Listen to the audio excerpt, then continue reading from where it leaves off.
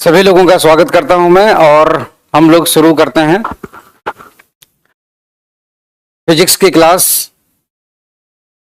जैसा कि मैंने आपको बताया था कि 10+2 की फिजिक्स शुरू करने के ठीक पहले हम लोगों को कुछ टूल्स पढ़ने जरूरी हैं और वो टूल्स जो हैं वो मैं आपको पिछले 2 लेक्चर से बता रहा हूं और मैंने आपको वेक्टर्स कंप्लीट करवा दिए हैं, है ना। जो हमारी पहले की क्लासेस हुई हैं, जिन लोगों ने अभी तक नहीं देखी हैं तो सभी से मैं कहूँगा कि पुराने वाले दोनों सेशन जरूर देखें, ठीक है। और आज मैं कुछ बेसिक चीज़ें आप लोगों को और बताऊंगा। अच्छा, सौरभ क्या पूछ रहे हैं कहाँ से देखें? सौरभ आप जो है YouTube चैनल पर भी आप देख सकते हैं। तो चलिए दोस्तों, तो हम लोग शुरू करते हैं, फिर आज का ये सेशन आगे की ओर कंटिन्यू करते हैं। और डेली लाइफ जोड़ के टीच करिए। अरे बिल्कुल अंकित, पूरे दिल्ली मुखर्जी नगर में आप अगर पता करेंगे कि सबसे ज्यादा डेली लाइफ से कनेक्ट करके फिजिक्स को कौन पढ़ाता है तो आपको खुद पता चल जाएगा।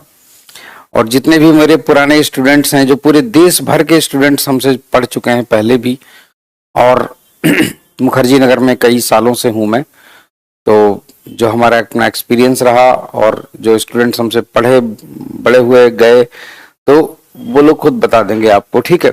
चलिए, बहुत ज़्यादा हम लोगों को ये सब चीज़ें एक्सप्लेन करने में अच्छा नहीं लगता, बट इसीलिए हम लोग आगे की ओर बढ़ते हैं और हम लोग शुरू करते हैं फिर आज का अपना सेशन। और वेक्टर्स में बस थोड़ी सी प्रैक्टिस अभी बाकी है, जो मैं आप लोगों को जो है बता देता हूं।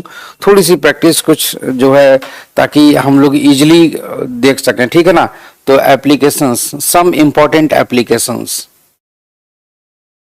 ठीक है ना।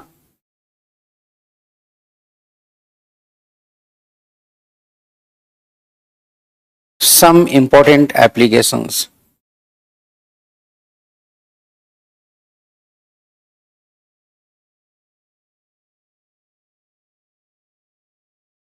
कुछ महत्वपूर्ण अनुप्रयोग देखिएगा। तो सबसे पहली चीज, जैसे कि मैंने आपको बोला था, addition and subtraction of vectors, ठीक है। तो जैसे एडिशन, वेक्टर्स का एडिशन जो होगा वो हम लोग कैसे करेंगे, ठीक है ना। एडिशन ऑफ वेक्टर्स,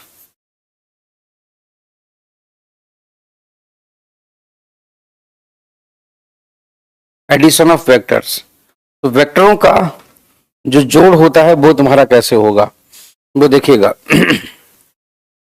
जैसे फॉर एग्जाम्पल मान लीजिए कि ये तुम्हारी कोई खूंटी है, मान लीजिए, और इस खूंटी में यहां पर इस तरीके से ऐसे करके एक वेक्टर इधर है, एक वेक्टर तुम्हारा इधर है, ठीक है ना, और एक वेक्टर तुम्हारा इस तरीके से इधर है, मान लीजिए फॉर एग्जाम्पल, ठीक है।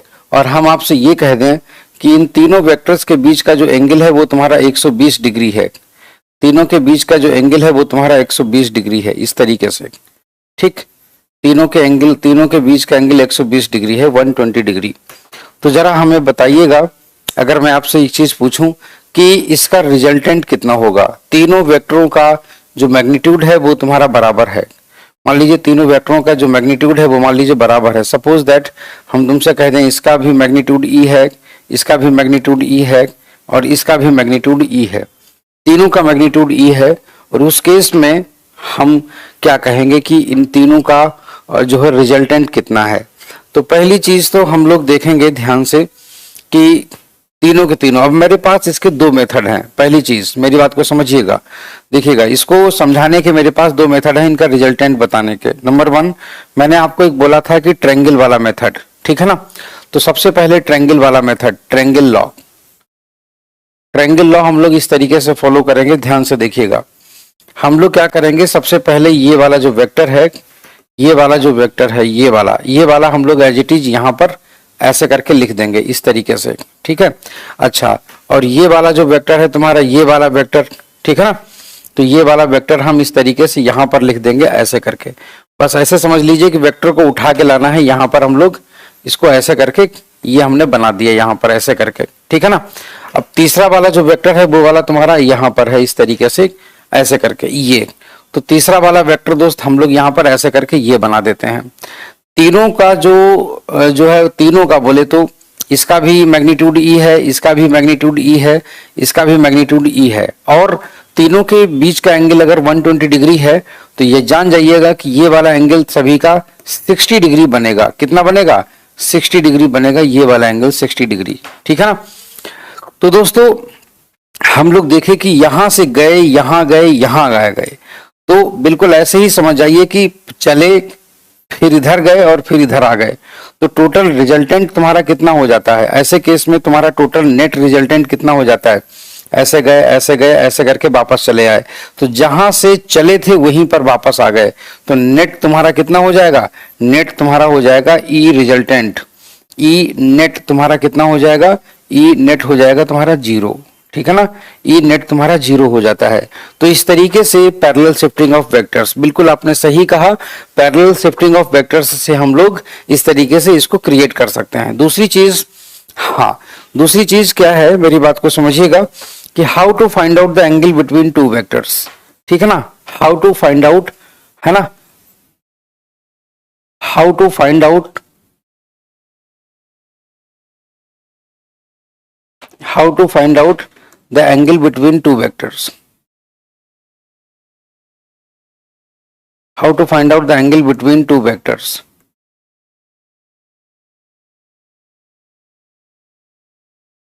angle between two vectors। ठीक, दो एंगल्स के बीच में वेक्टर कैसे पता करें, मतलब दो वेक्टर्स के बीच का एंगल कैसे पता करें। तो देखिएगा, सबसे पहली चीज ये होती है कि एक वेक्टर मान लीजिए ये इस तरीके से दिया गया है, ठीक है, और दूसरा वेक्टर तुम्हारा मान लीजिए जैसे यहां पर दिया हुआ था इस तरीके से। सपोज दैट, मान लीजिए अगर कोई दूसरा वेक्टर तुम्हारा ऐसे करके दिया हुआ है, ऐसे करके दिया हुआ है, सपोज दैट ये वाला वेक्टर मान लीजिए बी है, बी वेक्टर है, और मान लीजिए कि ये वाला वेक्टर जो है ना वो ए वेक्टर है, then what will be the angle between these two vectors. तो हम लोग इसको कैसे लिखेंगे? इसको हम लोग ऐसे लिखेंगे कि इसी वेक्टर को बी को आगे की ओर शिफ्ट कर सकते हैं हम लोग, या आगे की ओर इसको बढ़ा दें इस तरीके से, ऐसे ऐसे करके इसको आगे की ओर ऐसे करके बढ़ा दें। तो जो हम लोग एंगल ये वाला देखते हैं, ये वाला जो एंगल निकल के आता है, यही एंगल होता है angle between two vectors. This is the angle between vectors, this is the angle between vectors, angle between two vectors. ठीक, ये तुम्हारे दो वेक्टर्स के बीच का एंगल है। ठीक है ना। ई नेट का मतलब है कि रिजल्टेंट इलेक्ट्रिक फील्ड, जैसे ये इलेक्ट्रिक फील्ड इधर है, ये इलेक्ट्रिक फील्ड इधर है, ये इलेक्ट्रिक फील्ड इधर है, तो इस पॉइंट पर नेट इलेक्ट्रिक फील्ड क्या है? तो वो हमने माना नेट इलेक्ट्रिक फील्ड तुम्हारी यहां पर इतनी आ जाएगी। कितनी आ जाएगी? यहां पर इतनी आ जाएगी। कैसे निकालेंगे? वेक्टर्स का शिफ्टिंग से, इस तरीके से हम लोग निकालते हैं। ठीक है। अच्छा, दूसरा तरीका क्या है इसी चीज को निकालने का, इसी चीज को पता करने का दूसरा तरीका क्या है? दूसरा तरीका ये है, दूसरा तरीका ये है कि ये वाला वेक्टर जो है ना, इस वेक्टर को हम लोग ऐसे करके यहां पर बना रहने दें, इस वाले वेक्टर को हम लोग इस तरीके से यहां पर बना रहने दें, और हम लोग क्या करें, जरा ध्यान से देखिएगा। हाँ, इस वाले वेक्टर को हम लोग क्या करें, इस वाले को यहां से आगे खिसका दें ऐसे करके। तो हम लोग ऐसे भी कर सकते हैं, ये वाला भी एंगल तुम्हारा वही एंगल चीज हो जाती है। ठीक है ना, और ये भी तुम्हारी वही चीज है। तो इस दो तरीके से हम लोग angle between these two vectors find out कर सकते हैं। ठीक है ना। चलिए अब देखिएगा, इसका एक बहुत अच्छा सा एप्लीकेशन आता है आपका, जो हम लोग आगे की ओर बातें करेंगे, जब हम लोग ऑप्टिक्स पढ़ेंगे वहां पर आएगा, मगर फिर भी मैं आपको एक वेक्टर का एप्लीकेशन यहाँ भी उसका बता देता हूँ। ठीक है, जरा आप ध्यान से देखिएगा। जैसे आप लोगों ने पढ़ा होगा, फॉर एग्जाम्पल मान लीजिए इस तरीके से, मान लीजिए आपने इस तरीके से ये चीज पढ़ी कि ये मान लीजिए कि कोई एक लाइन है। ठीक है, कोई एक लाइन है, और सपोज दैट ये जो लाइन है इस तरीके से, हाँ ये जो लाइन है ये एक्चुअली लाइन नहीं बल्कि ये मिरर है, मतलब ये एक मिरर है, एक जो मिरर जिसमें हम लोग शक्ल देखते हैं। ठीक है ना, ये एक मिरर है इस तरीके से, यहाँ पर ये चांदी की पॉलिश होती है तुम्हारी पीछे बैक साइड में, है ना। तो ध्यान से जरा देखिएगा इस तरीके से। और हमने क्या किया, हमने ये किया, हमने यहां से एक इस तरीके से मैंने एक नॉर्मल खींच दिया यहाँ पर, नॉर्मल। ठीक, ये एक नॉर्मल है। नॉर्मल जो होता है वो एक परपेंडिकुलर लाइन होती है, नॉर्मल जो होता है वो एक परपेंडिकुलर लाइन होती है किसी भी प्लेन के, इसको बोलते हैं नॉर्मल। क्या बोलते हैं? नॉर्मल। इसको हिंदी में बोलते हैं अभिलंब, इसको हिंदी में बोलते हैं अभिलंब। ठीक। दूसरी चीज क्या है कि मेरी बात को जरा ध्यान से सुनिएगा। हाँ, दूसरी चीज क्या है कि हमने क्या किया, हमने एक लाइट रे को यहां पर ऐसे करके मैंने डाला, मैंने एक लाइट रे को यहां पर ऐसे करके डाला, ठीक है ना, इस तरीके से मैंने लाइट रे को डाला, और बाद में क्या हुआ कि लाइट रे यहां से टकरा करके वो ऐसे करके चली गई वापस, लाइट रे इस तरीके से वापस चली गई ऐसे करके टकरा करके। ठीक है। अब क्वेश्चन ये आता है, क्वेश्चन ये आता है कि मान लीजिए सपोज दैट अगर कोई ये कह दे कि ये वाला एंगल ऑफ इंसिडेंस है, ठीक है ना, ये वाला एंगल ऑफ इंसिडेंस है और ये वाला एंगल ऑफ रिफ्लेक्शन है, ये वाला एंगल ऑफ रिफ्लेक्शन है, परावर्तन कोण है। ठीक है। इसको हम लोग बोलते हैं, इस वाली लाइट रे को हम लोग बोलते हैं आई आर, ठीक है ना, इसको हम लोग बोलते हैं आई आर। आई आर का मतलब होता है इंसिडेंट रे और इसको बोलते हैं रिफ्लेक्टेड रे, ठीक है ना। तो आप मुझे ये बताइए what is the angle between incident ray and reflected ray. तो मुझे बताइएगा जरा angle between incident ray and reflected ray, angle between I R and R R, angle between I R and R R. बताइए मुझे ये कैसे पता करेंगे हम लोग, बताइए। हाँ, आरती कुमारी, मैं अभी कुछ मैथमेटिकल टूल्स बता रहा हूं जो आपकी इलेक्ट्रोस्टैटिक्स में और पूरी 10+2 की फिजिक्स में काम आने वाले हैं। जब आप ये मैथमेटिकल टूल्स सीख लेते हैं तब उसके बाद में आपके लिए पढ़ना सीखना आसान हो जाता है। तो देखिएगा, तो उस केस में हम लोग क्या करेंगे, अब इस केस में जब बात करता है आई आर और आर की, ज्यादातर लोग आंसर दे देते हैं आई प्लस आर, जो कि गलत है। ज्यादातर लोग जो आंसर दे देते हैं वो दे देते हैं आई प्लस आर, जो कि गलत है, जो कि ऐसा नहीं होना चाहिए। ठीक है। तो देखिएगा इसका जो सही आंसर होगा वो तुम्हारा क्या होगा, मेरी बात को जरा ध्यान से सुनिएगा। इस तरीके से इस वाली लाइट रे को हम लोग आगे की ओर बढ़ा देते हैं, एक मिनट। हाँ, इस वाली लाइट रे को हम आगे की ओर बढ़ाते हैं ऐसे करके, इस वाली लाइट रे को हम लोग ऐसे करके बढ़ा देते हैं, इस तरीके से ऐसे करके, ठीक है ना। हाँ अब ठीक ना, हाँ अब ठीक है। तो इस वाली लाइट रे को हमने इस तरीके से आगे की ओर बढ़ा दिया, ठीक है ना, ऐसे करके। तो इसकी जो डायरेक्शन है एक्चुअल में, इसकी जो डायरेक्शन है वो तुम्हारी ये वाली है। इसका मतलब इंसिडेंट रे तुम्हारी ये वाली डायरेक्शन में जा रही थी। So this is the direction of incident ray. अब मुझे एक बात बताइएगा, अगर मैं आपसे एक बात पूछ लूं यहां पर, सपोज दैट, तो देखिएगा यहां से ये जो नॉर्मल है ना, नॉर्मल तुम्हारा यहां पर ऐसे करके बनता है, ये इस तरीके से नॉर्मल बनता ऐसे करके। हाँ हाँ हाँ हाँ हाँ हाँ हाँ हाँ, चलिए ठीक है। ये तुम्हारा नॉर्मल यहां पर ऐसे करके बनता। अगर ये वाला एंगल तुम्हारा आई है तो ये वाला एंगल भी तुम्हारा आई होता। अगर ये वाला एंगल तुम्हारा आई होता तो ये वाला एंगल तुम्हारा कितना होता, ये वाला एंगल तुम्हारा कितना होता, दिस ये होता तुम्हारा 90 माइनस आई। ठीक। और तुम्हारा दूसरी चीज, ये वाला तुम्हारा एंगल कितना होता, ये वाला कितना होता, 90 माइनस आई। तो दोस्तों एक बात मुझे बताइए, अगर इंसिडेंट रे और रिफ्लेक्टेड रे के बीच का एंगल हमें पता करना था तो इसका मतलब था हमको ये वाला एंगल पता करना था। ये वाला एंगल होता तुम्हारा फाई। तो यहाँ पर फाई बराबर तुम्हारा हम लोग कितना लिखते, phi will be equal to कितना लिखते हम लोग, 90 minus I plus 90 minus R. एक सेकेंड, यहाँ पर 90 माइनस आर लिख देते हैं। हाँ 90 माइनस आर। तो यहाँ पर हम लोग लिखेंगे 90 माइनस आई और तुम्हारा हो जाएगा प्लस 90 माइनस आर। तो तुम्हारा यहां से हम लोग लिखेंगे phi will be equal to 180 degree minus I plus R. ये माइनस कॉमन ले लिया और हम लोग जानते हैं कि आई और आर तुम्हारे दोनों एक दूसरे के बराबर होते हैं। तो तुम्हारा सही हो जाता है 180 डिग्री माइनस 2i। तो ये तुम्हारा हो जाता है ऐसे, क्योंकि हम लोग जानते हैं जो है सिंस, यहां पर मैं लिखे दे रहा हूं, ठीक है ना, angle I equals to angle R. तो ये चीज होती है, इसलिए तुम्हारा ये चीज हो जाती है। So this is the angle between incident ray and reflected रे। ठीक है ना। आप जो है ट्रस्ट में, ये वाला जो प्रश्न था ना, ये वाला तुम्हारा प्रश्न एक बार यूपीएससी की सीडीएस की परीक्षा में भी पूछा जा चुका है। यूपीएससी सीडीएस की जो यूपीएससी सीडीएस का सेकंड वाला एग्जाम होता है 2017 में ये चीज पूछी जा चुकी है। यूपीएससी की परीक्षा में, सोचो सीधे सीधे देखिएगा, इसका क्लास नोट्स देंगे, यहां से सब कुछ मिल जाएगा दोस्त, ठीक है। चलिए, तो ये भी तुम्हारा एक वेक्टर का एप्लीकेशन हो गया, और लाइट रे को भी हम लोग एज ए वेक्टर बिल्कुल बिल्कुल उसी तरीके से ट्रीट करते हैं। Javed Rizwan, thank you so much, मेरा नाम है कुमार रवि। चलिए, तो हम लोग आगे की ओर आते हैं, ठीक है। तो इतनी चीजें देखिए, ये हो गया। अब इसके बाद में हम लोग आते हैं, जैसे फॉर एग्जांपल मान लीजिए कि अगर हम लोग ये कह देते हैं, सपोज दैट कि अगर अगर अगर हाँ, सपोज दैट मान लीजिए इस तरीके से, मान लीजिए ये हमारी अर्थ है, ठीक है, नहीं अर्थ नहीं है, ये मान लीजिए इस तरीके से ऐसे करके, इस तरीके से मान लीजिए ये कुछ है, मतलब कुछ है, क्या है हम अभी आपको बताते हैं, ठीक है। और मान लीजिए कि यहां पर, मान लीजिए कि जैसे मान लीजिए कि यहां पर ये हमारी अर्थ है, मान लीजिए ये हमारी अर्थ है इस तरीके से ऐसे करके, ठीक। हाँ, ये हमारी अर्थ है इस तरीके से, वेरी गुड।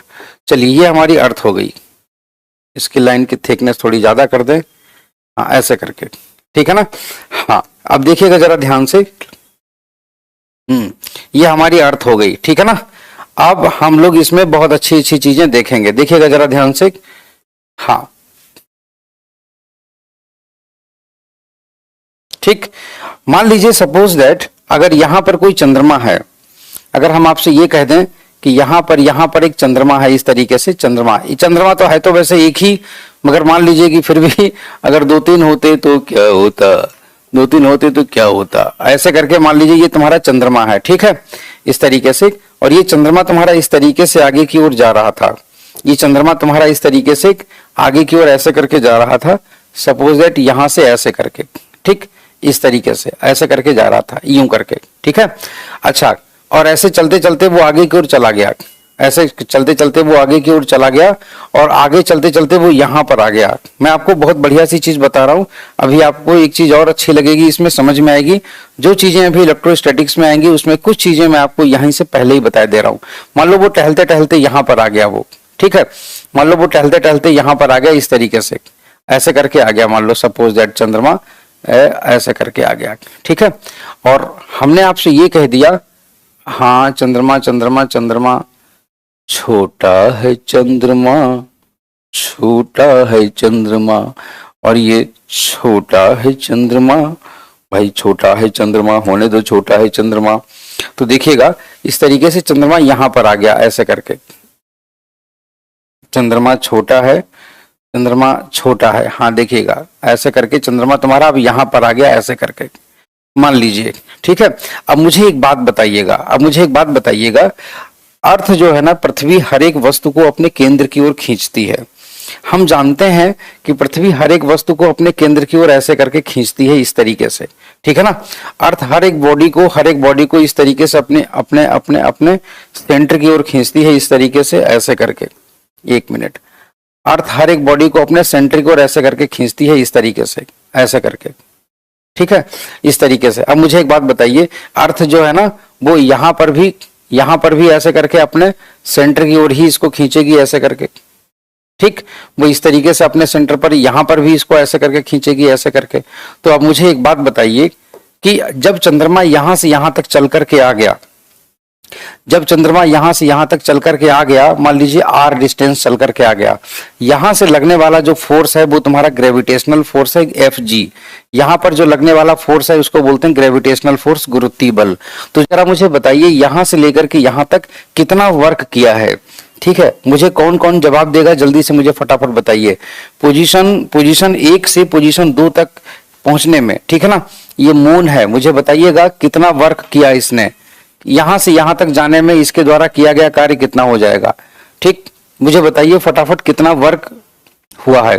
जी हाँ, आदित्य आपको धीरे धीरे समझ में आ जाएगा, ठीक है बेटा, ये पृथ्वी है, ये चंद्रमा है, चंद्रमा चारों ओर घूमता है पृथ्वी के, ये गुरुत्वीय बल है। अब मुझे बताइए एफ जी जो है ना, एफ जी उसको बोलते हैं गुरुत्वीय बल, ग्रेविटेशनल फोर्स, ठीक है ना, गुरुत्वीय बल, इसको गुरुत्वीय बल बोलते हैं, ग्रेविटेशनल फोर्स, ग्रेविटेशनल फोर्स, गुरुत्वीय बल।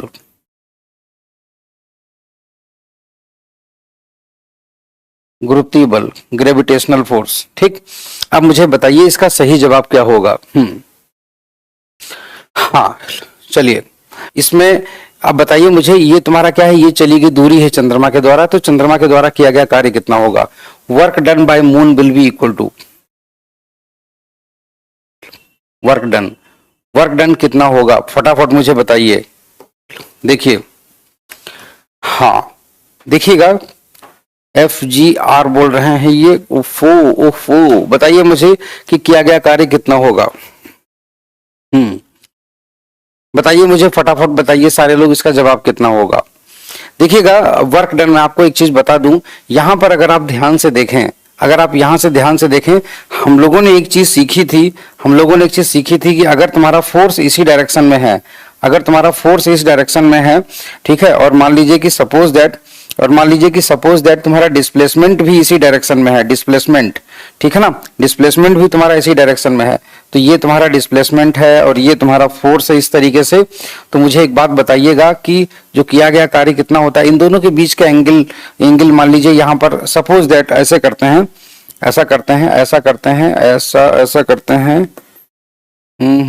चलिए ठीक है, कोई बात नहीं, इन दोनों के बीच का जो एंगल है वो अभी तुम्हारा 0 डिग्री है, तो हम लोग लिखते थे W बराबर तुम्हारा लिखते थे FD cos 0 डिग्री, क्योंकि मैं आपको बता चुका हूं कि जो फोर्स और डिस्प्लेसमेंट के बीच का एंगल भी साथ में लिखा जाता है, तो यहां पर तुम्हारा कितना हो जाएगा, ये तुम्हारा हो जाएगा F इंटू डी।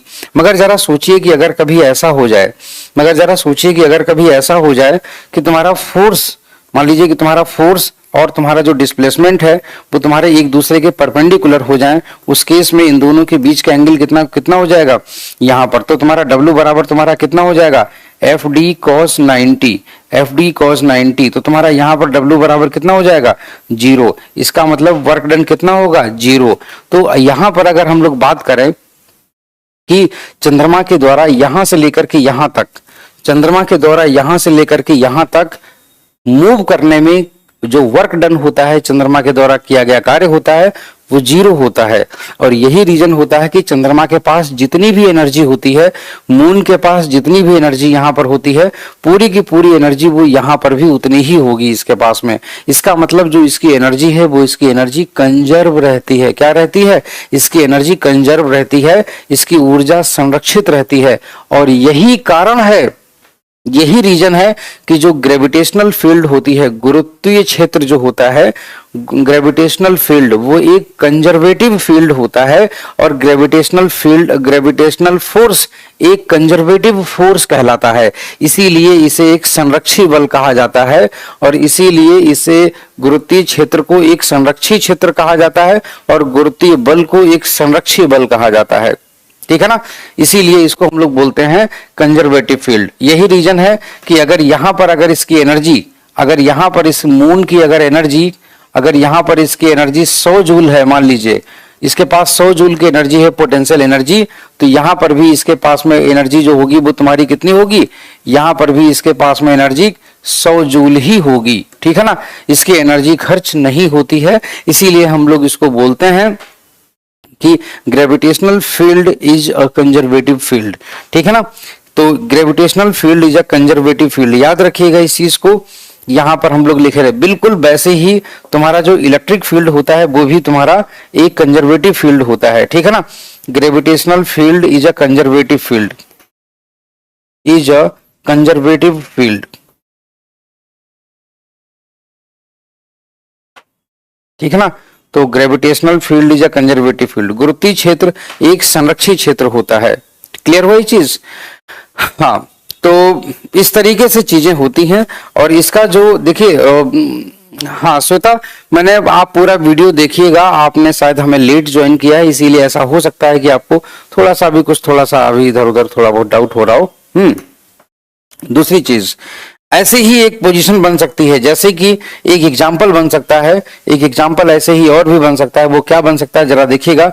हम लोग इलेक्ट्रोस्टैटिक्स पढ़ने जा रहे हैं, मान लीजिए इलेक्ट्रोस्टैटिक्स पढ़ने जा रहे हैं। सपोज दैट तुम्हारा ये कोई चार्ज है, मान लीजिए कि जैसे इस तरीके का कोई चार्ज है, और हम आपसे कह दें कि ये मान लीजिए कि एक पॉजिटिव चार्ज यहाँ पर रखा हुआ है। ठीक है, यहाँ पर एक पॉजिटिव चार्ज यहाँ पर ऐसे करके रखा हुआ है, और इस पॉजिटिव चार्ज से, ठीक है ना, इस पॉजिटिव चार्ज से तुम्हारा इस तरीके से ऐसे करके यहाँ पर इतनी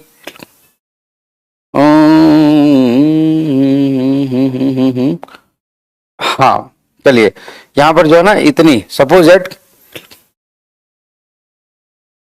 1 2 3 और ये 3.5 और ये शाबाश, हाँ, और ये मान लीजिए सपोज दैट 3.5 इस तरीके से, 3 3.5 इस तरीके से ऐसे करके, ठीक है ना, और इस तरीके से ऐसे करके 3.5 हाँ भाई 3.5, और ये यहाँ से ऐसे करके भाई 3.5। ओ शाबाशी, तुम तो हिल पड़े भाई, हिलने का नहीं भाई, हाँ चलिए, और यहाँ से दोस्त 3.5 हाँ भाई 3.5, ठीक है ना, और ये भाई यहाँ से भाई 3.5 भाई 3.5 3.5 भाई 3.5। हाँ तो जरा ध्यान से देखिएगा, ये पॉजिटिव चार्ज से, यहाँ पर तुम्हारा पॉजिटिव चार्ज है, मतलब ये जो है ना ये पॉजिटिव चार्ज रखा हुआ है, सपोज दैट ये पूरा पॉजिटिव चार्ज है। अगर हम इससे बराबर दूरी की बात करें, अगर हम इससे बराबर दूरी की बात करें, बिल्कुल इसी तरीके से ऐसे ऐसे करके अगर हम चारों तरफ इसके बराबर दूरी की बात करें, तो ये जो बराबर दूरी पर अगर हम लोग यहाँ से देखेंगे तो इस चार्ज से ये सारी के सारे पॉइंट्स जो है ना वो बिल्कुल इक्वल डिस्टेंस पर हैं। ये सारे के सारे तुम्हारे जो चार्ज है ना, ये सारे के सारे चार्ज तुम्हारे इक्वल डिस्टेंस पर हैं। अगर हम आपसे ये चीज कह दें, अगर हम आपसे ये चीज कह दें कि ये पॉइंट इस तरीके से चला और ऐसे करके चला, मान लीजिए इस तरीके से, और ये वाला पॉइंट मान लीजिए ऐसे करके था और मान लीजिए ऐसे करके यहाँ पर चला, और मान लीजिए कि ये वाला पॉइंट तुम्हारा ऐसे करके था, ठीक है ना, ये ऐसे करके चला, और मान लीजिए ये वाला पॉइंट तुम्हारा ऐसे करके था और ये ऐसे करके चला, और मान लीजिए कि ये वाला पॉइंट तुम्हारा ऐसे करके था, मतलब पॉइंट एक ही था, बस चलता चला गया इस तरीके से ऐसे करके। तो एक बात मेरी समझिएगा कि ये चार्ज है और यहाँ पर कोई दूसरा चार्ज है छोटा सा, ठीक है, यहाँ पर कोई दूसरा चार्ज है, ये चार्ज इस तरीके से मोशन कर रहा है। मुझे एक बात बताइए, एक बात मुझे बताइए कि जितनी एनर्जी यहाँ पर इसके पास, अगर मान लीजिए एनर्जी 100 जूल थी, अगर इसके पास एनर्जी 100 जूल थी तो यहाँ पर एनर्जी कितनी बचेगी, यहाँ पर एनर्जी कितनी बचेगी, यहाँ पर कितनी एनर्जी बचेगी, यहाँ पर कितनी एनर्जी बचेगी U4 में, यहाँ पर कितनी एनर्जी बचेगी और यहाँ पर कितनी एनर्जी बचेगी, तो यहाँ अलग अलग जगहों पर कितनी एनर्जी मुझे बचेगी, बताइए मुझे, सारे लोग मुझे जवाब दीजिए, यहाँ पर कितनी एनर्जी बचेगी। हाँ याद रखिएगा ये सेम डिस्टेंस पर बना हुआ है, इस चार्ज से ये वाला चार्ज बिल्कुल सेम डिस्टेंस पर बना हुआ है और इसके चारों ओर घूम रहा था, बिल्कुल वैसे ही घूम रहा था जैसे पृथ्वी से चंद्रमा सेम डिस्टेंस पर बना हुआ था, ठीक है ना, बिल्कुल वैसे ही।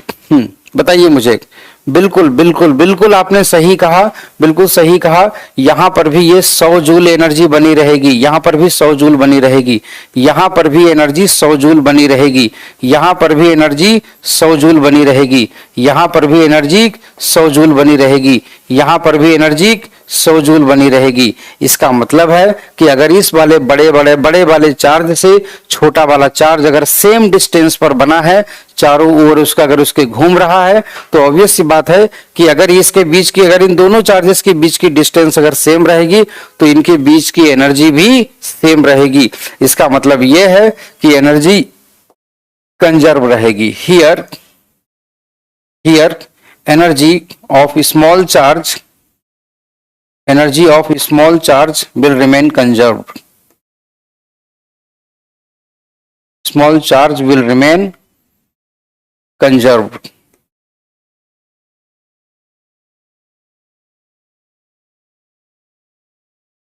यहां पर छोटे आवेश, यहां पर छोटे आवेश की ऊर्जा, यहां पर छोटे आवेश की ऊर्जा संरक्षित रहेगी।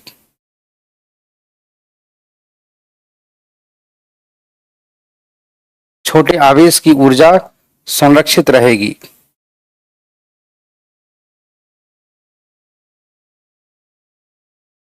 ठीक, यह है दूसरी चीज। इसीलिए इस फील्ड को हम लोग क्या बोलते हैं, यहां पर तुम्हारा चार्ज के कारण कौन सी फील्ड होती है, किसी चार्ज के कारण कौन सी फील्ड होती है, इलेक्ट्रिक फील्ड या ग्रेविटेशनल फील्ड या मैग्नेटिक फील्ड, किसी चार्ज, कोई चार्ज अगर रेस्ट में रखा है, विराम अवस्था में रखा है, तो उसकी प्रेजेंस के कारण कौन सी फील्ड बनती है? इलेक्ट्रिक फील्ड, मैग्नेटिक फील्ड या ग्रेविटेशनल फील्ड? मुझे बताइए।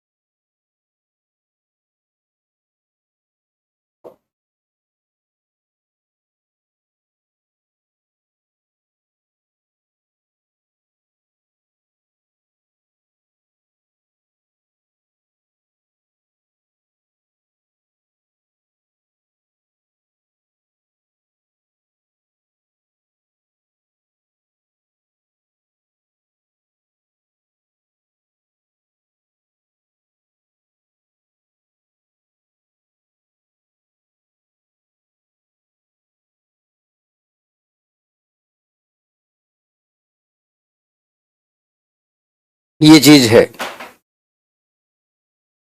मेरी आप बात को समझ रहे होंगे, बिल्कुल सही कहा आपने। राधे राधे ऋषभ, राधे राधे। तो सारे लोगों को ये चीज क्लियर हो गई? आप सभी लोगों को एनर्जी इज कंजर्व्ड, बिल्कुल आपने सही कहा। इसीलिए electrostatic forces are conservative forces, ठीक है ना? Electrostatic forces are conservative forces.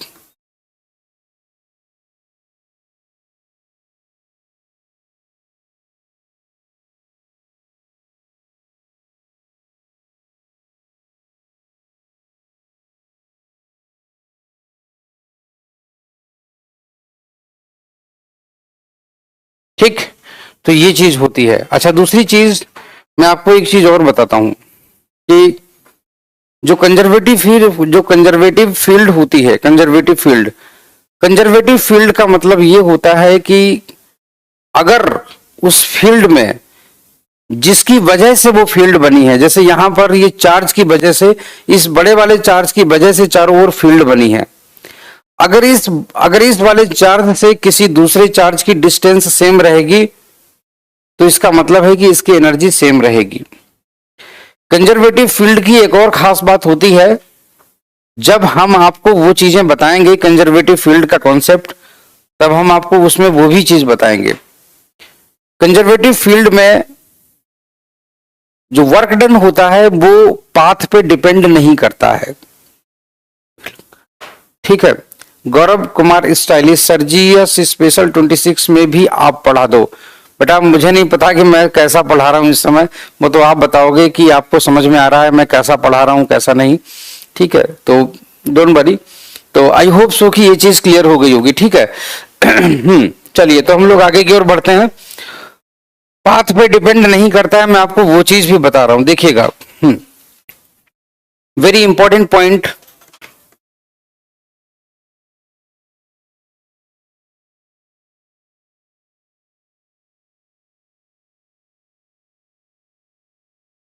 ध्यान से देखिएगा। मान लीजिए सपोज दैट यहां पर कोई चार्ज रखा हुआ है, इसके चारों ओर ढेर सारी इसके चारों ओर ढेर सारी फील्ड है, मतलब चारों तरफ इलेक्ट्रिक फील्ड इधर उधर इधर उधर फैली हुई है। मान लीजिए कि ये चार्ज है तुम्हारा, एक चार्ज यहां पर है, ठीक है? ये वाला चार्ज तुम्हारा छोटा सा चार्ज है। इस वाले चार्ज को इन दोनों के बीच की जो दूरी है वो तुम्हारी मान लीजिए ये है, ठीक है? मान लीजिए इन दोनों के बीच की जो दूरी है वो मान लीजिए तुम्हारी ये है आर। हम आपसे ये कहते हैं इस चार्ज को ऐसे करके ऐसे लाइए, यहां से यहां तक इसके नजदीक लाना है। इस चार्ज को ऐसे ऐसे ऐसे ऐसे ऐसे ऐसे घुमा के यहां तक लाइए, ठीक है ना? इस तरीके से घुमा के लाइए, ऐसे ऐसे करके, कैसे कैसे करके लाइए, इस तरीके से घुमा के लाइए, ऐसे ऐसे करके, ठीक है? और मान लीजिए कि इसको ऐसे करके घुमा के ऐसे करके ऐसे लाइए, ठीक है ना, इसको ऐसे करके घुमा के ऐसे करके लाइए और एक सीधा रास्ता अपना लीजिए, ऐसे वाला, एक ऐसे वाला लाइए। तो मान लीजिए कि ये वाला तुम्हारा जो रास्ता है, ये मान लीजिए पहला रास्ता है, ये मान लीजिए दूसरा रास्ता है, ये मान लीजिए तीसरा रास्ता है और ये वाला तुम्हारा चौथा रास्ता है। तो कंजर्वेटिव फील्ड की ये सबसे खास बात होती है, ठीक है। Yes obviously Rishabh Yadav, these classes are very much important and very much beneficial for your board examination as well as for your competitive examinations, ठीक है, डोंट वरी। तो यहां पर देखिएगा, जब हम इस चार्ज को इस चार्ज के नजदीक लाते हैं ना, तो वर्क डन, तो तुम्हारा W1, तुम्हारा W2, तुम्हारा W3 और तुम्हारा W4, ये सारे के सारे वर्क तुम्हारे सेम होते हैं, ठीक है ना। Work done does not depend upon path, ठीक है ना। तो इसीलिए हम लोग इसको बोलते हैं work done does not depend upon path, ठीक है ना, ये चीज होती है। तो यहां पर लिखेंगे work done in conservative field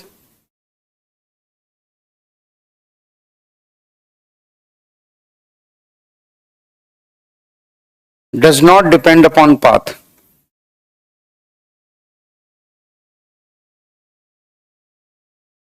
हाँ, does not depend upon path.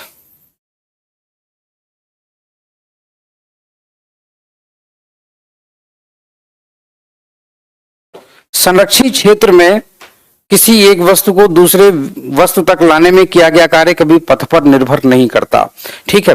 एक बात मैं आपको और बताना चाहूंगा, ध्यान से देखिएगा।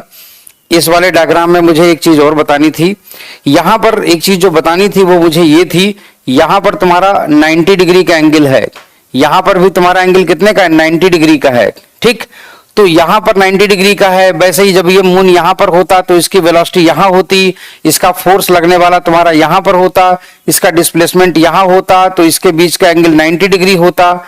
इसका मतलब यह है कि F इंटू डी, तो जिस तरफ वेलोसिटी है उसी तरफ अगर हम छोटे छोटे टुकड़े माने, अगर हम छोटे छोटे टुकड़े माने इस तरीके से, छोटे छोटे टुकड़े माने इसके सर्किल के इस तरीके से इस डाले डायग्राम में, तो ये सारे छोटे छोटे टुकड़े एक बिल्कुल स्ट्रेट लाइन की तरह बिहेव करेंगे, सारे छोटे छोटे टुकड़े एक स्ट्रेट लाइन की तरह बिहेव करेंगे। उस केस में यहां पर लगने वाला फोर्स ऐसा और इसका छोटा वाला टुकड़ा ऐसा, यहां पर लगने वाला फोर्स ऐसा, छोटा वाला टुकड़ा ऐसा, तो सारे छोटे छोटे टुकड़े जो है ना वो तुम्हारे फोर्स के क्या थे, परपेंडिकुलर थे। इसीलिए तुम्हारा पूरा का पूरा चक्कर में इसको घूमने में वर्क डन तुम्हारा चंद्रमा के द्वारा कितना था, 0, ठीक है ना। तो यही रीजन था कि इसकी तुम्हारी एनर्जी जो थी ना वो कंजर्व रहती थी, इसकी एनर्जी कंजर्व रहती थी चारों तरफ, क्योंकि ये चीज मैंने अभी आपको बताई थी थोड़ी देर पहले, ठीक है। तो दोस्तों ये जो चीजें थी ये कंजर्वेटिव फील्ड से रिलेटेड थी और वेक्टर का यहाँ पर एप्लीकेशन था, क्योंकि वहां पर हमने W बराबर FD cos थीटा कर दिया था। अरे तुम पूछ रहे हो हाउ, अरे भाई हाउ का मतलब ऐसे, W बराबर FD cos 90, ये वाला तुम्हारा वर्क डन वाला फार्मूला लगता है, फोर्स इंटू डिस्प्लेसमेंट। तो दोनों के बीच का फोर्स इधर लग रहा है मगर वो मूव इधर कर रहा है, तो इसीलिए तुम्हारा इन दोनों के बीच का एंगल 90 डिग्री था, ठीक है ना। चलिए, तो ये चीजें हमारी क्लियर हो गई। अब हम लोग आते हैं, देखिएगा सिंपल से कुछ कैलकुलेशंस हैं, आप लोग हमें करके बताइएगा। मान लीजिए सपोज दैट तुम्हारी ये कोई डिस्क है इस तरीके से, ठीक है ना, और मान लीजिए कि यहां पर कोई एक वो है, और मान लीजिए ये उसकी जो है ना वो है R, ठीक। और मान लीजिए कि सपोज दैट कुछ इस तरीके से फोर्स लग रहा है, इस पर कुछ इस तरीके से फोर्स लग रहा है ऐसे करके, ठीक है ना, फोर्स लग रहा है। तो एक बात मुझे बताइएगा, फोर्स, अब देखिएगा टॉर्क, आप लोगों को टॉर्क निकालना है इस तरीके से, टॉर्क, ठीक है ना। तो मैं आपको फोर्स बता रहा हूं, फोर्स है आपका सपोज दैट 10I + 2J, ये फोर्स है, इतने न्यूटन का फोर्स है, ठीक है ना। और मान लीजिए कि अगर हम आपसे बात करें रेडियल वेक्टर की, तो ये मान लीजिए suppose that 2I - 4J, 2I - 4J इतने मीटर, ठीक। अब मुझे बताइए कि टॉर्क डेवलप्ड कितना होगा, टॉर्क डेवलप्ड,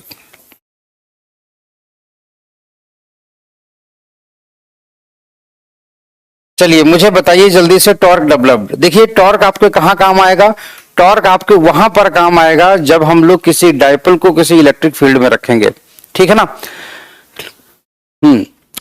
वैद्युत और विद्युत, देखो विद्युत इलेक्ट्रिसिटी को बोलते हैं और वैद्युत एक किसी का गुण होता है। बताइए, तो टॉर्क डेवलप्ड कितना होगा? जी हाँ, मुझे बताइएगा कि यहां पर उत्पन्न बलाघूर्ण कितना होगा? बलाघूर्ण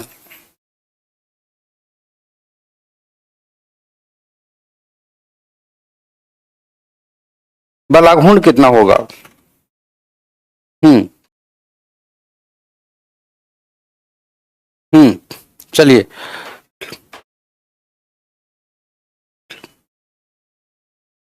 ठीक है, देखिएगा मैं आपको बताता हूं। हमने आपको बताया था टॉर्क, टॉर्क, ये टॉर्क जो होता है ना, वो भी तुम्हारा एक वेक्टर क्वांटिटी है इस तरीके से, और इस तरीके से हम लोग लिखते थे उसमें आर क्रॉस एफ। तो आप लोगों को इसका क्रॉस प्रोडक्ट निकालना होगा। आप लोगों को इसका टॉर्क प्रोडक्ट मतलब जो है ना, वो निकालना होगा वेक्टर प्रोडक्ट। तो आर क्रॉस एफ, आर तुम्हारा कितना है? आर है तुम्हारा 2i minus 4j, 2i minus 4j cross 10i plus 2j, 10i plus 2j, 10i plus 2j, ठीक है, 10i प्लस 2j। तो क्रॉस प्रोडक्ट में हम लोग ये क्या कैसे करेंगे, देखिएगा जरा ध्यान से। अब ऑब्वियस सी बात है, देखिए सबसे पहली चीज मैं आपको बढ़िया सी चीज बताता हूं। आई का क्रॉस सबसे पहले आई से करवाइए, फिर आई का जे से करवाइए, ठीक है। उसके बाद में आप क्या करेंगे कि जे का क्रॉस आई से होगा, उसके बाद में जे का क्रॉस जे से होगा। एक बात आप याद रखिएगा कि जब कभी भी आई क्रॉस आई होता था, आई क्रॉस आई, तो इसका मैग्नीट्यूड आता था 1, इसका मैग्नीट्यूड आता था तुम्हारा 1, और इन दोनों के बीच का एंगल आता था तुम्हारा जो है 0 डिग्री। तो यहां पर हम लोग लिखते थे साइन 0, ठीक है ना। तो तुम्हारा ये हो जाता था 0। तो आई क्रॉस आई और जो है आई क्रॉस आई और जे क्रॉस जे और के क्रॉस के, इनकी सभी की वैल्यू कितनी होती थी? 0, ठीक है ना। हेलो इसरार, हेलो कार्तिक शुक्ला। चलिए, तो देखिएगा हम लोग इसका मल्टीप्लाई करवा देते हैं।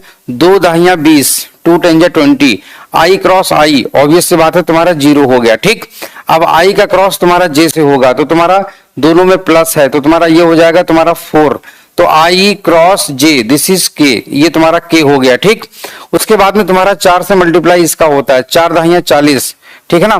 तो ये हो जाता है तुम्हारा माइनस का 40, और ये हो जाता है j cross i, j cross i is minus k, तो ये तुम्हारा हो जाता है माइनस का के, और 4 दूना 8, और ये तुम्हारा हो जाता है माइनस के 8, और ये तुम्हारा जे क्रॉस जे, दिस इज 0। तो तुम्हारा यहां से जो सही उत्तर बनता है वो तुम्हारा यहां पर इतना बन जाता है 4k, this is 4k, 4k, और ये तुम्हारा प्लस का 40k, this is 44k, 44k, ठीक है ना। तो ये तुम्हारा टॉर्क हो जाता है 44k। तो इस तरीके से तुम्हारा ये आंसर आ जाता है 44k। तो कितने लोगों का निकला? नहीं, 20i माइनस 8j नहीं निकलेगा। निधि मैं ये क्लास में सिखा चुका हूं कि किस तरीके से हम लोग क्रॉस प्रोडक्ट निकालते हैं। मैंने आपको बताया था कि i cross j is equal to k, और मैंने आपको यह भी बताया था कि j क्रॉस i अगर हो जाएगा उल्टा तो तुम्हारा हो जाएगा माइनस का k। याद रखिएगा, ये चीज मैंने आपको कल सिखाई थी, आप शायद भूल गए। रिवीजन नहीं करने पर यही चीजें होती हैं, ठीक है ना। तो इसी तरीके से हम लोग चीजों को निकालते हैं, ठीक है ना। चलिए, तो आगे की ओर हम लोग आते हैं, देखिएगा जरा ध्यान से। ये हम लोगों ने निकाल लिया, और एक क्वेश्चन मैं आपको फिर से दे रहा हूं, देखिएगा। मान लीजिए कि अगर तुम्हारा एक वेक्टर ए है, ठीक है ना, ए बराबर तुम्हारा दिया हुआ है आई प्लस जे, मान लीजिए आई प्लस जे प्लस 2k दिया हुआ है, ठीक है, आई प्लस जे प्लस 2k। और मान लीजिए कि एक वेक्टर तुम्हारा दिया हुआ है v, b, और b तुम्हारा दिया हुआ है, सपोज दैट b तुम्हारा दिया हुआ है 4i minus 2j, 4i minus 2j। अब मुझे बताइए जरा कि a डॉट b की वैल्यू तुम्हारी कितनी होगी, और a क्रॉस b की वैल्यू तुम्हारी कितनी होगी, a क्रॉस b की तुम्हारी वैल्यू कितनी होगी? तो बताइए मुझे फटाफट। अंजलि, आपने मेरा कल वाला लेक्चर शायद नहीं देखा है, इसीलिए आप जो है नहीं अभी आपको समझ में आया है। कल मैंने आपको वेक्टर का प्रोडक्ट सिखाया था, वेक्टर का एडिशन सिखाया था। तो आप एक काम ये जरूर करिएगा कि मेरे जो कल और परसों वाले जो मेरे दोनों लेक्चर हैं वो आप जरूर देखिएगा। एक बार जब आप मेरे वो दोनों लेक्चर देख लेंगी तो आपको खुद ही अपने आप समझ में आ जाएगा कि ये कैसे होता है, ठीक है ना। हाँ ठीक है, चलिए तो देखिए ए डॉट बी हम लोग कैसे निकालते हैं, बहुत अच्छी सी चीज मैं आपको बता रहा हूं, सिंपल सी चीज है।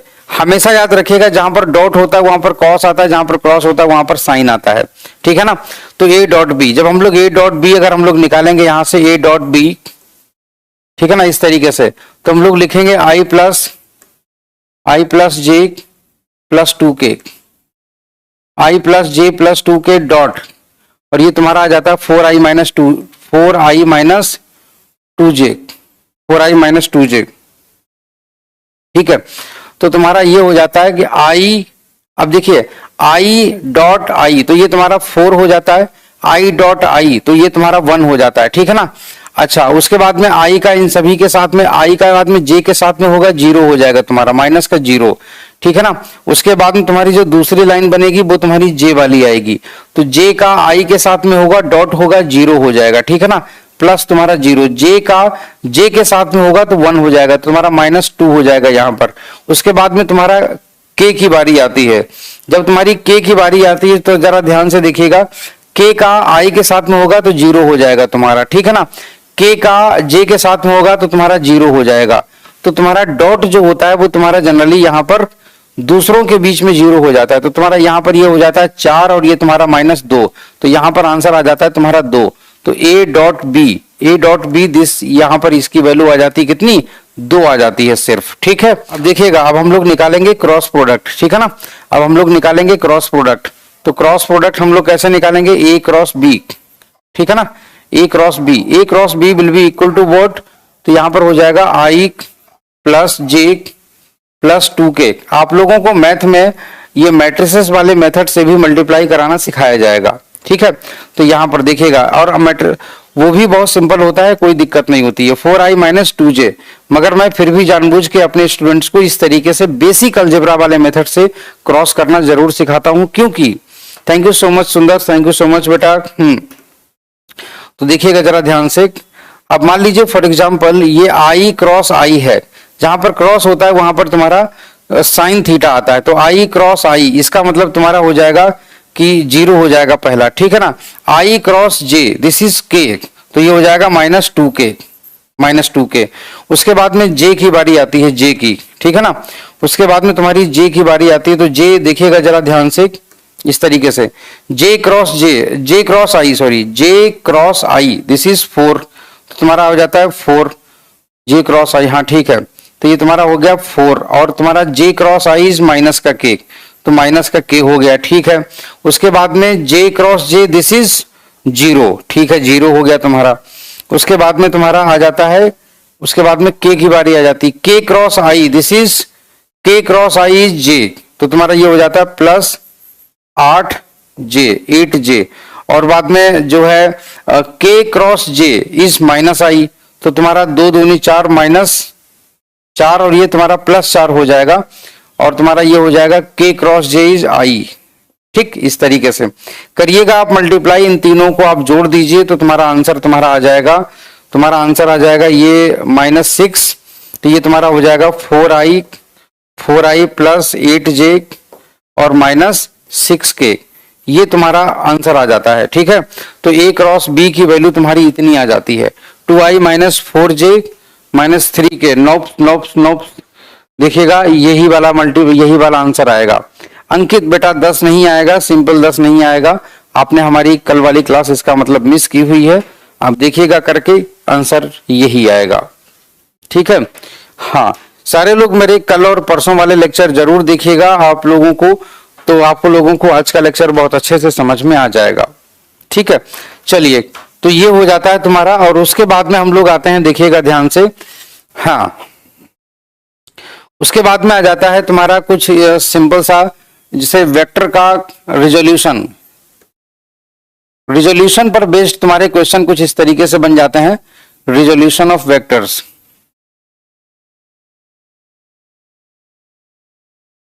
हाँ, वेक्टर का वियोजन। अब जरा ध्यान से देखिएगा, मान लीजिए सपोज दैट इस तरीके से एक लाइन है ये ऐसे करके, ठीक है ना।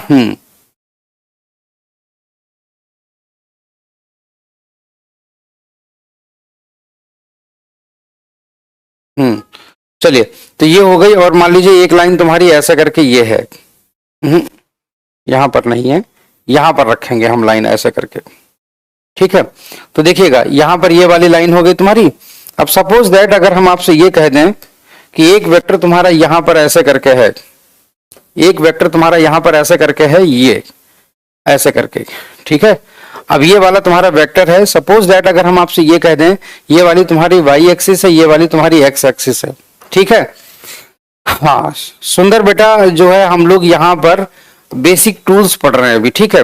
मान लीजिए ये वाला एंगल तुम्हारा थीटा है, तो मुझे बताइएगा अगर तुम्हारा ये वेक्टर अगर तुम्हारा ए है, ए वेक्टर, तो एक बात मुझे बताइएगा, जैसे ध्यान से देखिएगा, वेक्टर ए का जो मैग्नीट्यूड है, वेक्टर ए का जो मैग्नीट्यूड होता है, this is magnitude of vector a, magnitude of vector a, magnitude of vector a. तो magnitude of vector A that will be equal to what, that will be equal to a, ठीक है ना। Magnitude of vector A that will be equal to a. मुझे बताइए जरा कि इसका horizontal component क्या होगा, इसका हॉरिजॉन्टल कंपोनेंट बताइए, हॉरिजॉन्टल कंपोनेंट मुझे बताइए, क्षैतिज घटक,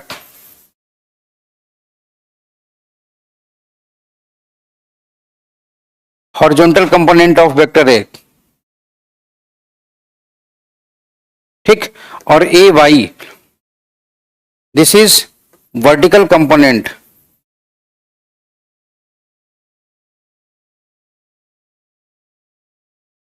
vertical component of vector a. बताइए, मुझे बताइए जल्दी से इसकी वैल्यू क्या क्या होगी।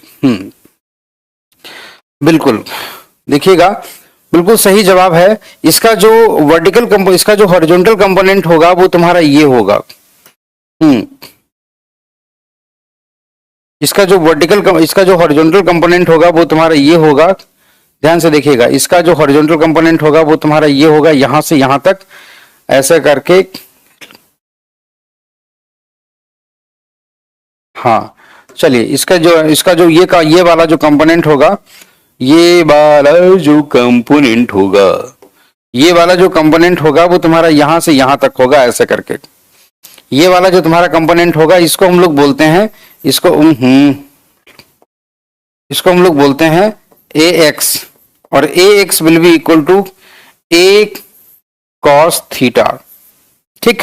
ए एक्स, अगर यहां पर हम लोग तीर लगा देंगे तो यहां पर हम लोगों को आई लिखना पड़ेगा। आई क्यों, क्योंकि ये वेक्टर है, अगर ये वेक्टर है तो इसको भी हमें वेक्टर देना पड़ेगा, ठीक। अच्छा, और इसका वर्टिकल कंपोनेंट तुम्हारा कैसे बनेगा, देखिए जरा ध्यान से। और इसका जो वर्टिकल कंपोनेंट होगा वो तुम्हारा कैसे बनेगा, वो जरा ध्यान से देखिएगा ऐसे करके, ठीक है। ऐसे करके यहां से यहां तक वर्टिकल कंपोनेंट, हाँ ये इसका वर्टिकल कंपोनेंट है। और वर्टिकल कंपोनेंट भी तुम्हारा ऐसे ही कुछ बनता है, ध्यान से देखिएगा। तो वर्टिकल कंपोनेंट तुम्हारा हम दूसरे कलर से ले लेंगे, सो दैट कि दूर से थोड़ा दिखाई पड़े, दूर से थोड़ा दिखाई पड़े, ठीक। तो दूर से थोड़ा दिखाई पड़े, ध्यान से देखिएगा। तो वर्टिकल कंपोनेंट तुम्हारा ये हो जाएगा ऐसे करके, ठीक है। और इसको हम लोग बोलते हैं ऊर्ध्वाधर घटक, ठीक है। तो ये तुम्हारा हो जाएगा ए वाई। तो ए वाई जो होगा यहाँ पर ऐसे करके लिखेंगे ए वाई, ठीक, ए वाई। तो यहां से जो ए वाई होगा, यहां से जो हम लोग ए वाई लिखेंगे, ए वाई की value will be equal to A sine theta, A sine theta J cap, ठीक है ना। A sine theta J cap, A sine theta J cap, ठीक, इस तरीके से। तो ये चीजें हो जाती हैं दोस्त, इनको बोलते हैं हॉरिजॉन्टल और वर्टिकल कंपोनेंट, ठीक है ना।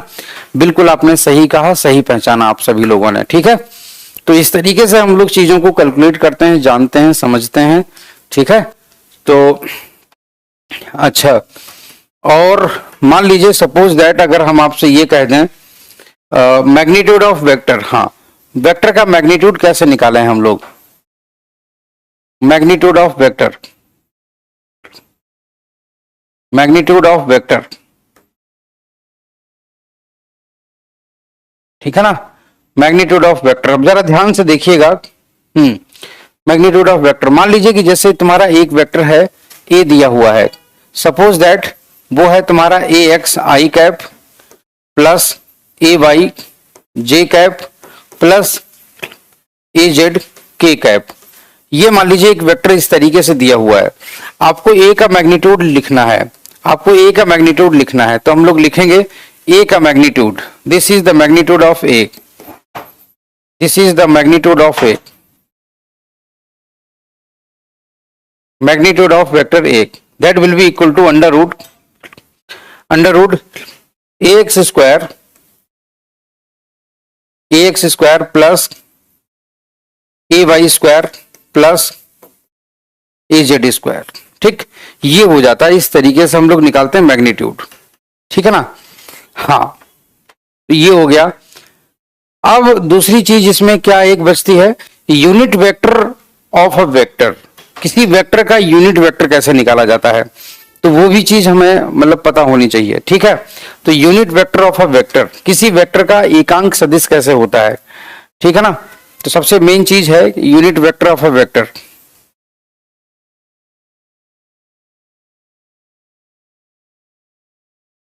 Unit vector of a vector, किसी वेक्टर का एकांक सदिश।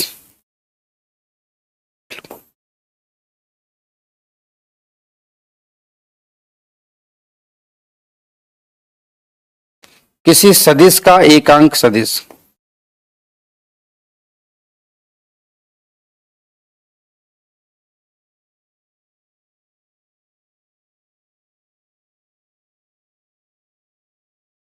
किसी सदिश का एकांक सदिश। ठीक है, इसका यह मतलब होता है कि अगर कोई वेक्टर इस तरीके से इतना लंबा है और मान लीजिए कि उसका जो मतलब मैग्नीट्यूड है 1 2 3 4 5 6 7 8 9। ठीक है ना, तो यहां से 0 1 2 3 4 5 6 7 8 9।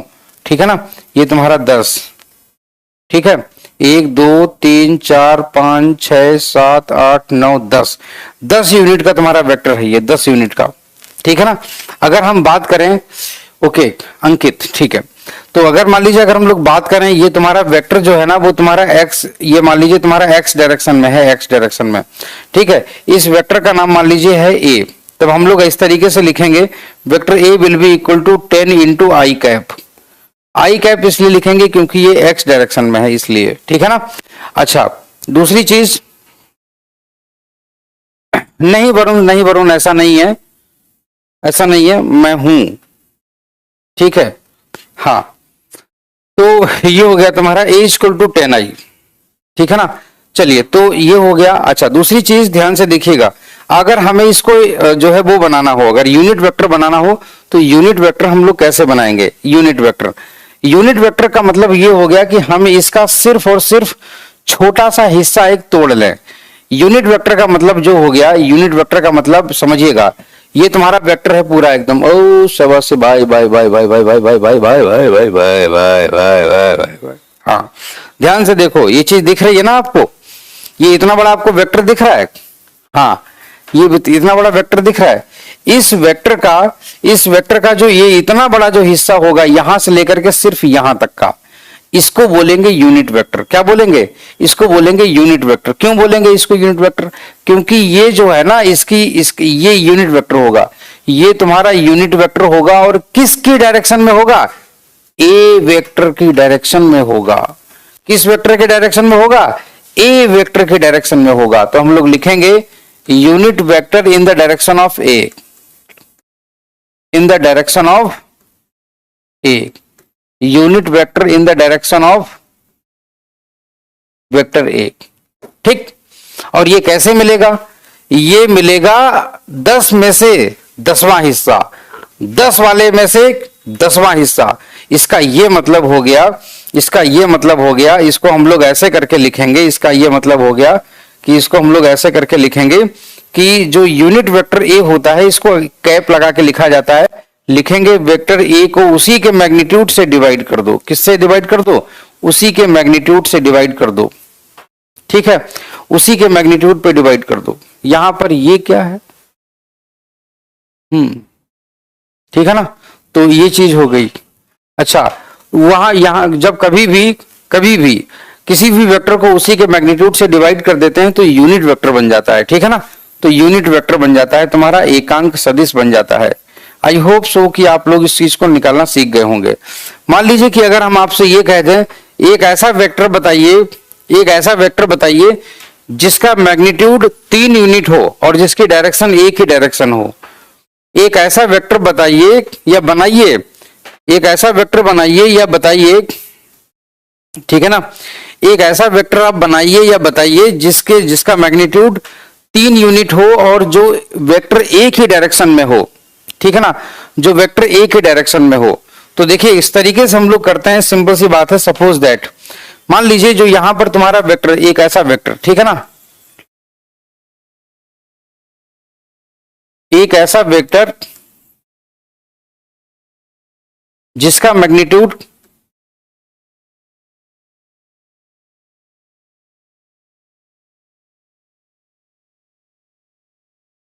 जिसका मैग्नीट्यूड 3 यूनिट, जिसका मैग्नीट्यूड 3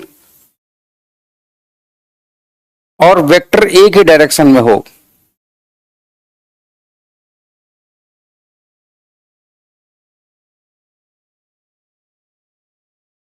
ठीक, हाँ बताइए मुझे।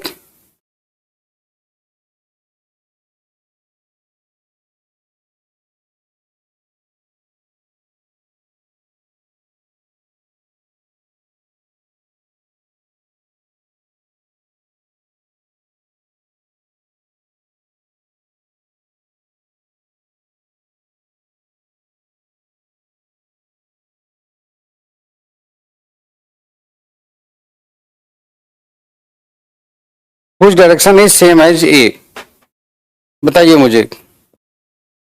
देखिए सिंपल सी बात है, हम लोग ऐसे करेंगे कि सबसे पहले हम लोग क्या करेंगे कि जो वेक्टर ए है, वेक्टर ए, सबसे पहले इससे हम लोग इसका मैग्नीट्यूड सॉरी यूनिट वेक्टर निकालेंगे। यूनिट वेक्टर जो होता है, यूनिट वेक्टर वो सिर्फ डायरेक्शन प्रोड्यूस कर, मतलब डायरेक्शन देता है। यूनिट वेक्टर जो होता है वो हमेशा डायरेक्शन देता है, gives direction. Unit vector always provides the direction only, ठीक, ये डायरेक्शन देता है। तो ये हमने इस तरीके से मैग्नीट्यूड निकाल लिया इसका, I mean unit vector calculate कर लिया। उसके बाद में हमने कहा कि मान लो वो वेक्टर तुम्हारा बी है, सपोज दैट बी, तो कह रहा है कि बी जो है ना, बी उसका मैग्नीट्यूड तुम्हारा 3 होना चाहिए, इसका मैग्नीट्यूड 3 होना चाहिए और डायरेक्शन कौन सी होनी चाहिए, डायरेक्शन कौन सी होनी चाहिए, ए वाली। तो ए की डायरेक्शन क्या होगी, जो ए के यूनिट वेक्टर की डायरेक्शन होगी। तो मल्टीप्लाई करवा देते हैं vector A upon magnitude vector A से, ठीक। इस तरीके से हम लोग ये निकालते हैं, इस तरीके से। आई होप सो कि ये चीज आप लोगों को क्लियर हो रही होगी, ठीक है ना। चलिए हिंदी और इंग्लिश दोनों मीडियम में मैं बताता हूं, थैंक यू सो मच। देखिएगा तो यहां से इस तरीके से दोस्तों चीजें निकाली जाती हैं। अब ये क्वेश्चन आईआईटी में जाने कितनी बार पूछा जा चुका है, ये मेरे टाइम की बात है। आईआईटी जेईई सन 2004 में ये क्वेश्चन पूछा गया था ऐसे करके, और उसमें हुआ क्या था कि थोड़ी सी मिस्टेक कर दी थी हम लोगों ने और मेरा क्वेश्चन गलत हो गया था इसमें। तो बड़े बड़े देशों में ऐसी छोटी छोटी बातें होती रहती हैं, है ना, बड़े बड़े देशों में ऐसी छोटी छोटी बातें होती रहती हैं। चलिए तो अब हम लोग देखते हैं, जरा एग्जाम्पल मैं आपको दे रहा हूं। एग्जाम्पल मान लीजिए कोई वेक्टर है आपका 8i + 6j, ठीक। तो करा कि find a vector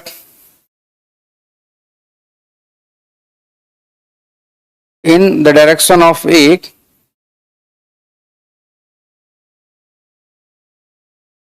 in the direction of vector A in the direction of vector A whose magnitude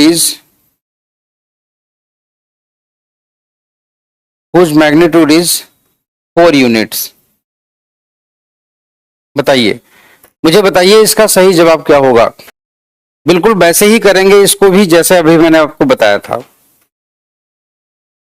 सबसे पहले हम लोग क्या करेंगे, सबसे पहले हम लोग निकालेंगे यूनिट वेक्टर, ठीक है ना। तो तुम्हारा जो यूनिट वेक्टर होगा वो होगा तुम्हारा vector A upon magnitude of vector a, ठीक है ना। तो 8i plus 6j, 8i plus 6j upon 10, ठीक है ना। तो ये तुम्हारा हो जाता है इस तरीके से। तो ये तुम्हारा 2 चौके 8, सॉरी 2 चौके 8, 4i प्लस 3j, ठीक है ना, अपॉन 5। ये तुम्हारा आ जाता है वेक्टर, मतलब वेक्टर यूनिट वेक्टर, ठीक है ना, यूनिट वेक्टर। अब तुमसे कह रहा है कि मैग्नीट्यूड कितना हो, 4 यूनिट हो। तो इसका मतलब वेक्टर बी बराबर अगर हम लोग निकालें तो निकालेंगे 4 इंटू ए का डायरेक्शन। इसका मतलब ये होता है कि ये तुम्हारा मैग्नीट्यूड देता है, ठीक है ना, और वो कह रहा है कि ये क्या है, ये तुम्हारा डायरेक्शन बताता है, यूनिट वेक्टर है, डायरेक्शन बताता है, ठीक। और कह रहा है कि एक ही डायरेक्शन में आना चाहिए, तो एक ही डायरेक्शन में आना चाहिए, इसीलिए इससे मल्टीप्लाई करवाना चाहिए। तो b बराबर हो जाएगा 4 इंटू, ये हो जाएगा 4i प्लस 3j अपॉन 5, ठीक। ये तुम्हारा आंसर हो जाएगा। तो तुम्हारा b बराबर तुम्हारा हो जाएगा, b बराबर तुम्हारा हो जाएगा कितना, 4 चौके 16, 16i प्लस 12j बटे तुम्हारा 5 बटे तुम्हारा 5, काम खत्म। ये तुम्हारा वेक्टर बी हो जाएगा, ठीक है ना। तो 10 कैसे आया, अरे 10 इसका मैग्नीट्यूड है भाई, 10 इसका मैग्नीट्यूड होता है, हमने आपको बताया है। अब तुम इसीलिए तो कहता हूं कि पुरानी क्लासेस हमारी देख लीजिए। 8 का स्क्वायर प्लस 6 का square will be equal to 100 equal to 10, ठीक। ये तुम्हारा मैग्नीट्यूड होता है। वेरी गुड, स्क्रीनशॉट ले लीजिए, बहुत अच्छे। समझ में आ रही है ना सारी चीजें, समझ में आ रही है ना सारी चीजें। Very good. हम लोग ऑब्वियस सी बात है कि इंटीग्रेशन डिफरेंशिएशन वाला जो कैलकुलस का बेसिक है वो अब हमें बताना होगा, ठीक है। मगर मेरे ख्याल से आज उसके लिए उतना समय पर्याप्त नहीं है, क्योंकि वो भी पार्ट एक अच्छा खासा पार्ट है, जिसके लिए हमें कम से कम एक लेक्चर पूरा चाहिए होगा उसके लिए भी, ठीक है। तो आज की जो है ना क्लासेस तो यहाँ तक तो हमारी है ही है, इसमें कुछ क्वेश्चन और कर लेते हैं, अभी हमारा कुछ समय बच रहा है, ठीक है। तो यूनिट वेक्टर मैंने आपको निकालना सिखा दिया, मैंने आपको वेक्टर्स के बीच का एंगल बताना सिखा दिया। रिजल्टेंट एक ट्रिक मैं आपको बताना जरूर चाहूंगा कि जैसे क्या होता है, एक बात समझिएगा। मान लीजिए जैसे इस तरीके से कोई लाइन है, एक मिनट रुकिए जरा, हाँ, मान लीजिए सपोज दैट, चलिए, तो मान लीजिए सपोज दैट इस तरीके से ऐसे करके, और मान लेते हैं कि इस तरीके से तुम्हारा ये एक वर्टिकल एक्सिस है यहां पर, और मान लेते हैं ये तुम्हारी एक हॉरिजॉन्टल एक्सिस है यहां पर, ऐसे करके।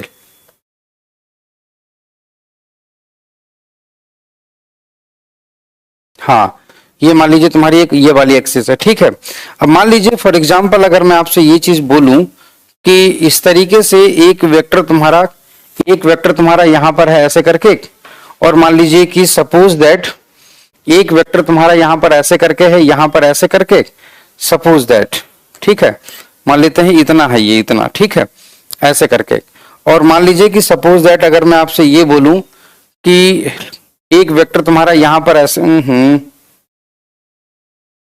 एक वेक्टर तुम्हारा यहां पर ऐसे करके है, ऐसे करके, इतना है, मान लीजिए इतना, ऐसे करके, ठीक है।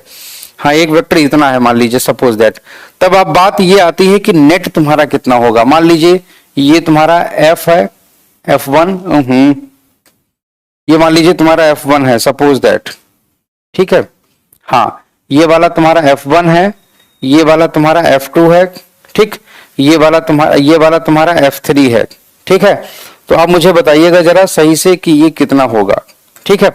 अब देखिएगा जरा ध्यान से, अगर हम लोग ध्यान से देखें तो कैसे जोड़ेंगे, नेट तुम्हारा कितना होगा, नेट यहां पर कितना निकल जाएगा। ये 3 फोर्सेस लगे हुए हैं अलग अलग डायरेक्शन में, देखिएगा मेरी बात को समझिएगा, इनका रिजल्टेंट निकालना है हम लोगों को। ये x वाली डायरेक्शन है, ये वाली y वाली डायरेक्शन है, y, ठीक है। मैं इसको यहां पर लिखे दे रहा हूं, ये x डायरेक्शन है, ये वाली तुम्हारी y डायरेक्शन है, और ये वाली तुम्हारी y डैश है, ठीक है, और ये तुम्हारी x डैश है, ठीक है ना। दूसरी चीज ध्यान से देखिएगा, इस वाले का ये जो कंपोनेंट है, इस वाले वेक्टर का जो ये कंपोनेंट है तुम्हारा, इस तरीके से ऐसे ऐसे करके, ऐसे ऐसे करके, तो इसका जो कंपोनेंट ये वाला निकलेगा, ये वाला तुम्हारा कंपोनेंट निकलेगा यहां से, ये वाला अगर एंगल मान लीजिए थीटा है, थीटा 1, ठीक है, तो हम लोग इस वाले कंपोनेंट को लिखेंगे F1 cos theta 1, F1 cos theta 1, ठीक है। दूसरी चीज दूसरा वाला जो कंपोनेंट तुम्हारा ये वाला कंपोनेंट निकलेगा, ये वाला तुम्हारा यहां से निकलेगा F2 cos थीटा 2, ठीक है ना, इसका निकलेगा F2 cos theta 2, F2 cos theta 2, ठीक है ना। अच्छा, दूसरी चीज, इस वाले का एक कंपोनेंट यहां पर ऐसे करके निकलेगा, ऐसे ऐसे ऐसे ऐसे करके, इस वाले एक कंपोनेंट यहां पर, ये वाला मान लीजिए एंगल, सपोज दैट ये वाला एंगल मान लीजिए थीटा 3 है, मान लीजिए ये वाला एंगल तुम्हारा थीटा 3 है, ये वाला एंगल थीटा 2 था, ठीक, ये वाला थीटा 3 है, ठीक, तो ये वाला हमारा निकलेगा F3 cos थीटा 3, ठीक। अच्छा, दूसरी चीज ध्यान से देखिएगा, इसका F3 का एक कंपोनेंट तुम्हारा यहां से ऐसे ऐसे करके, यहां पर ऐसे करके निकलेगा, ये तुम्हारा निकलेगा F3 sin theta 3, F3 sin theta 3, ठीक है ना। दूसरी चीज, इसका F2 का एक कंपोनेंट तुम्हारा यहां से लेकर के यहां तक ऐसे ऐसे करके निकलेगा, this is F2 sin theta 2, F2 sin theta 2, ठीक। और इसका एक कंपोनेंट तुम्हारा यहां पर ऐसे ऐसे ऐसे ऐसे ऐसे ऐसे निकलेगा तुम्हारा, ये वाला तुम्हारा निकलेगा कितना, ये वाला तुम्हारा निकलेगा F1 sin theta 1, this is F1 sin theta 1, ठीक है ना, F1 sin थीटा 1। और दूसरी चीज, ये वाला जो कंपोनेंट होगा तुम्हारा, इसका एक दूसरे निकाल दिए मैंने, सारे निकाल दिए। अब सभी को आपस में जोड़ दीजिए। अब देखिएगा, ऊपर की ओर लगने वाले, जो ऊपर की ओर जो तुम्हारे लगने वाले होंगे, ये वाला जो फोर्स होगा तुम्हारा, ये वाला फोर्स, इसके साथ में J का मल्टीप्लाई होगा। तो सबसे पहले हम लोग Y वाले फोर्सेस निकाल लेते हैं, Y वाले, ठीक है ना, Fy वाले, ठीक। Fy वाले फोर्सेस जो है ना, वो ऊपर वाले प्लस J होंगे, नीचे वाले माइनस J होंगे। तो हम लोग इनको इस तरीके से लिखेंगे, ध्यान से लिखिएगा, देखिएगा, F1 sin theta 1, F1 sin theta 1 into J cap, ठीक। और ये तुम्हारे हो जाएंगे प्लस, ठीक, नीचे वाले कर दीजिए, नीचे वाले, ठीक है ना, प्लस, कोई दिक्कत नहीं है, माइनस J कर देंगे, उसमें घबराने की कोई जरूरत नहीं है, ठीक है ना। अच्छा, उसके बाद में प्लस, नीचे तुम्हारा आता है तुम्हारा कितना, F2 sin थीटा 2, तो ये तुम्हारा आ जाता है F2 sin theta 2 minus J cap plus F3 sin theta 3, F3 sin theta 3 minus J cap, ठीक। इस तरीके से तुम्हारा Fy निकल गया। अब Fx निकाल लो, इस तरीके से Fx बराबर निकाल लो। सबसे पहले x वाले जोड़ दो, F1 cos theta 1 I cap plus, ध्यान से देखिएगा, उसके बाद में F2 cos theta 2,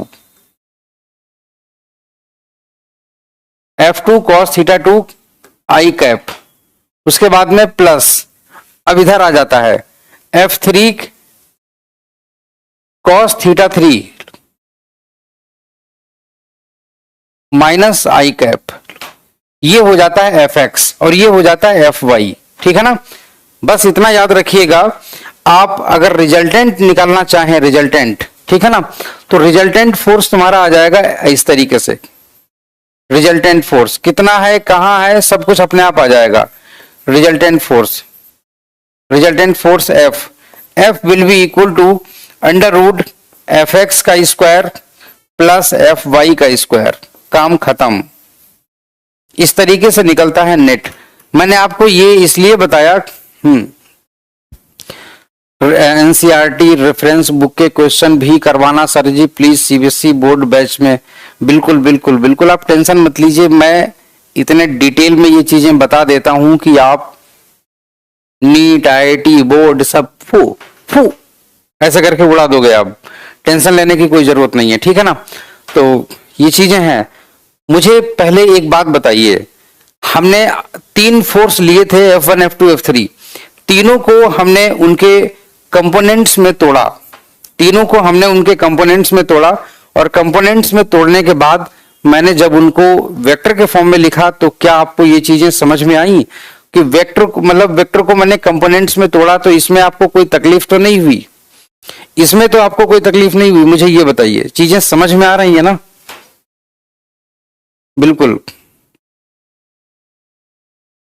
E net आपको बता दीजिए। अच्छा, ई नेट वो शुरू वाला आदित्य, अरे वो तो इलेक्ट्रोस्टैटिक्स में आने दो, वो अपने आप समझ में आने लगेगा। आपने वेक्टर को पढ़ा नहीं है अभी, इसीलिए ऐसा है, ठीक है ना?